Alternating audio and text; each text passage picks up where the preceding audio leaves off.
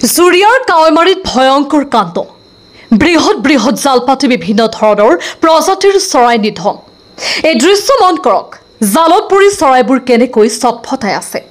যিটো সময়ত ৰাজ্য চৰকাৰে কোটি কোটি টকা খৰচ কৰি বন্যপ্ৰাণীৰ সংৰক্ষণ কৰিছে ঠিক সেই সময়ত দিনে নিশাই বন্যপ্ৰাণীৰ ধ্বংসলীলা চলাই গৈছিল জুৰিয়াৰ কাৱৈমাৰীত এই জঘন্য অপৰাধত জড়িত ভাৰত চৰকাৰৰ CRPF বাহিনীৰ এজন অৱসৰপ্ৰাপ্ত জোৱান অৱসৰপ্ৰাপ্ত CRPF জোৱানজনৰ নাম আব্দুল হামিদ অসম চৰকাৰৰ লগতে বন বিভাগৰ দৃষ্টিগোচৰ হ'বনে অৱসৰপ্ৰাপ্ত CRPF জোৱান আব্দুল হামিদৰ এই অমানৱীয় কাণ্ড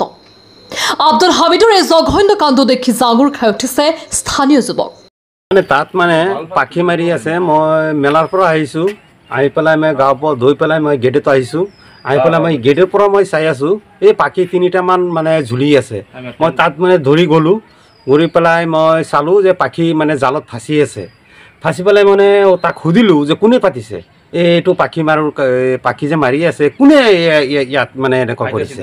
সেই বেলেগ মানুহে ক'লে এইটো ফৌজি বোলে কয় ৰিটায়াৰ হৈছে সি বোলে পাতিছে সেইটো কাৰণে মই ভিডিঅ' কৰিলোঁ ভিডিঅ' কৰাৰ পিছত মই মানে এডমিট কৰি মই ৰাখিছোঁ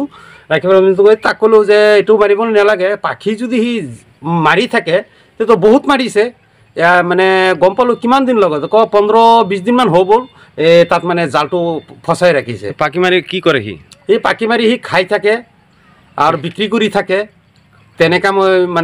মানে খাই থাকে বিক্ৰী কৰি থাকে সি কি দাবী জনাব আপোনালোকে মই দাবী জনাওঁ মই মানে তদন্ত চাওঁ মানে এইটো মানে তদন্ত লাগে মানে পাখি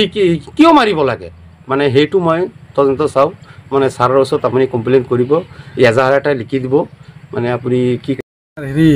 আব্দুল হামিদ ৰিটায়াৰ্ড CRPF সি ইয়াত আহি আপোনাৰ এটা জালৰ সহায়ত প্ৰত্যেক দিনাই 10-15টা পাখি ইয়াত জীৱ হত্যা কৰি সি খায় আৰু তাৰ ল'ৰা ছোৱালীৰ লগত লৈ মাৰে এইটো আমি সিহঁতক অৱগত কৰাক সিহঁতে আমাক নামানে পিছত সিহঁতে এইটো অব্যাহত ৰাখিছে আজি 10-15 দিন ধৰি কিমান পাখি মাৰিছে এইটো জীৱ হত্যাটো আইনগতভাৱে হয় নেকি যদিও হয় পাৰ্মিশ্যন দেখুৱাওক এইটো আপোনাৰ ফৰেষ্টৰ ডিপাৰ্টমেণ্টৰ হয় কিন্তু সি এজন আইনৰ মানুহ হয় এনেকুৱা এটা কাম কৰিব আমাৰ কাৱৈমাৰীত আমি কেতিয়াও হ'বলৈ নিদিওঁ এইটো আমাৰ সহযোগী জীৱ হত্যা কৰিবলৈ নিদিওঁ আমাৰ সহযোগী বন্ধু জেবুৰ হকে বা জেবুৰ ৰহমানে এইটো আমাক মানে কৈছিল অৱগত কৰাইছে ভিডিঅ' বনাই পিছত আমি এইটো নিন্দা জনাইছোঁ গৰিহণা দিছোঁ তীব্ৰ বাহাৰে এইটো আৰক্ষীৰ